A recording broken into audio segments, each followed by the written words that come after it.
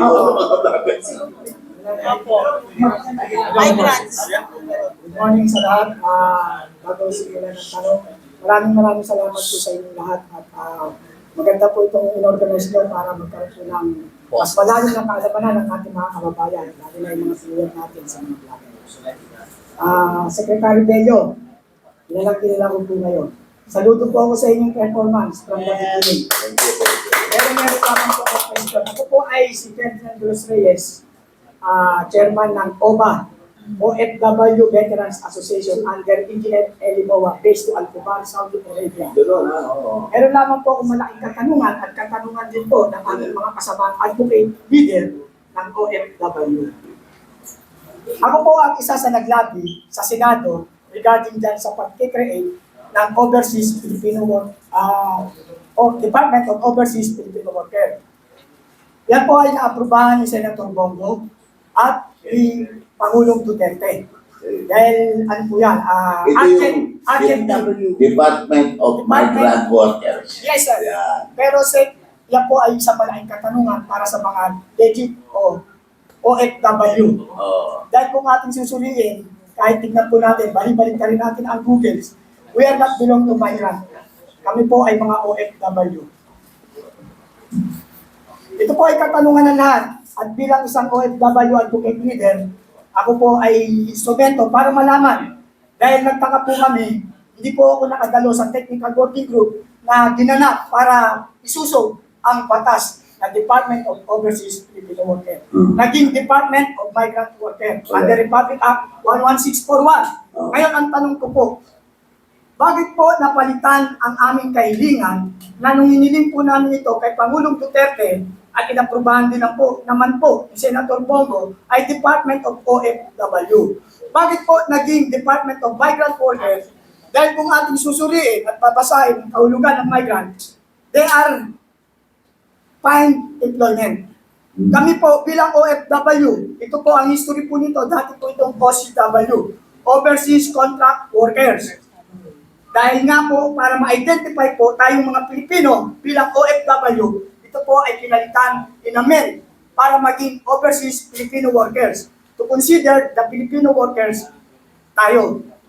Ngayon, ang tanong ko po, bakit po nangyari na Department of Migrant Worker na supposed to be, mismong si Pangulong Duterte ay ninukuan ito na ang kanyang i-create, kayo po ang naatasan noon na pag-implement na Department of Overseas Filipino Worker.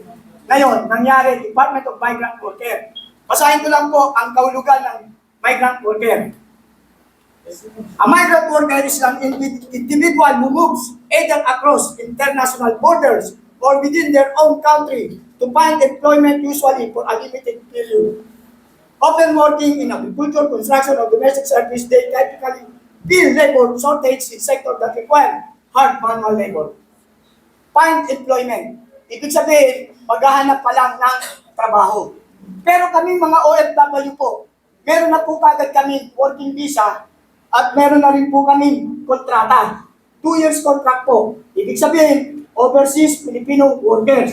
Worker po kami bago lumabas ng bansa. At meron po kami tinatawag na PIDOS, Pre-Departure Orientation Seminar, at OWA member, at meron po lahat po ng requirement bilang isang OFW. Ang migrant worker po, sa aking pagkakalam at sa aking opinion, ito po yung mga student visa, business visa, ang marriage arrangement, yung nagpapakasal ng mga foreigner, yan po ang mga considered natin migrant. Dahil sila po ay maghanap pa lang ng kanilang swerte pagdating sa ibang bansa. Gamit ang visa na not working visa, kundi student visa, business visa, tourist visa. Ngayon po, bakit po nangyari na naging Department of Migrant Workers kung mahal po ang OFW, mga OFW, sana po hindi nawala ang aming real identity as overseas Filipino worker. Maraming salamat po. Salamat po. Tama po yung tama po yung sinabi niyo, yung overseas Filipino workers. Ito yung mga Filipino workers na nabigyan ng trabaho at na-deploy sa iba't ibang bansa.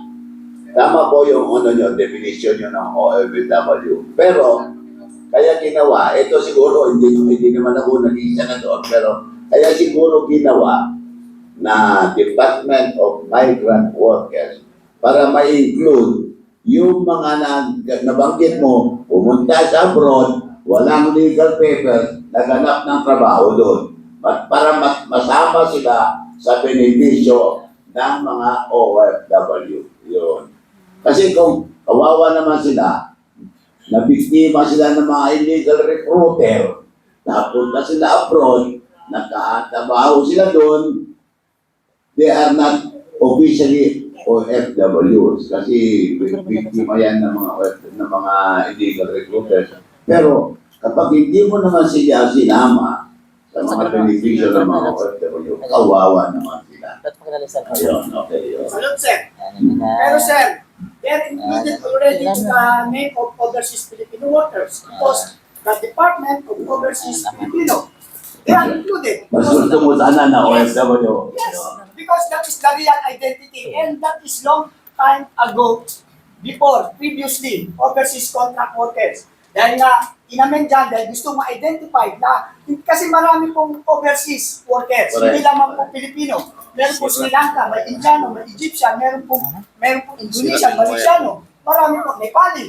Kaya ang ginawa ng ating naging Department of Migrant Workers, na supposed to be, lumalabas siya, naghahanap pa lamang po ng trabaho. Yan pa nga po ang mga problema natin eh. Problematic po ang mga migrants natin sa labas ng bansa. Dahil pag nagka-problema sila, hindi po sila contract. Wala po.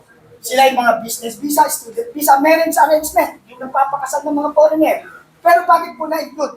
Kaya nga sabi niyo po, tama naman po yung sinabi niyo na ma-include. Pero dun po sa title, Overseas Filipino, nandun na po sila dahil Filipino included. At saka bakit po? Kami po ang humingi, hindi po mga migrant. Kami po ang naglabi. Si Senator Bongo, binaba pa po kami dahil dinala ko po yung niligtas nyo na tumalon sa 5th floor na nabali ang paa. Dinala ko po yun.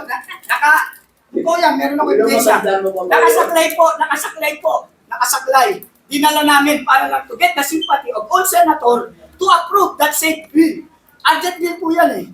Kaya nagpapasalamat din po kay Pangulong Duterte. Last moment, bago siya bumaba, ay inano niya po, ipinagkaloob niya po yung Republic Act 1161, the creation of Department of Migrant Workers. Yun nga lang po, nawala ang real identity ng mga overseas Filipino workers. Considered, yun po ang pinag-aano ng tanong namin lahat. Dahil kami po ay kasama sa mga naglabi, natuwa nga po ako nung bumaba ang sekretary ni Senator Bongo at binigyan ng wheelchair yung dinala namin.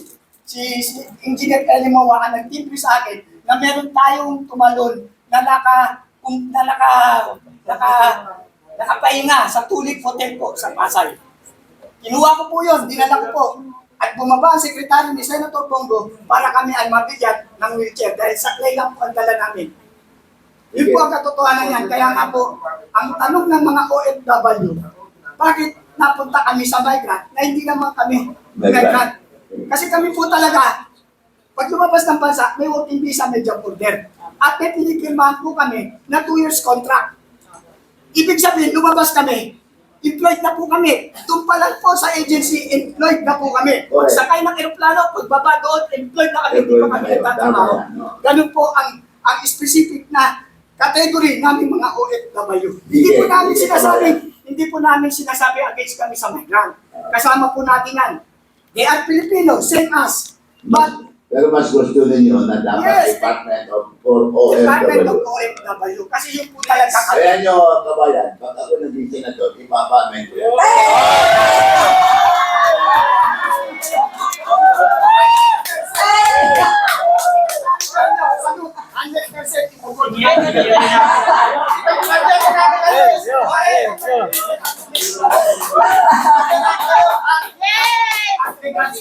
Sabi ni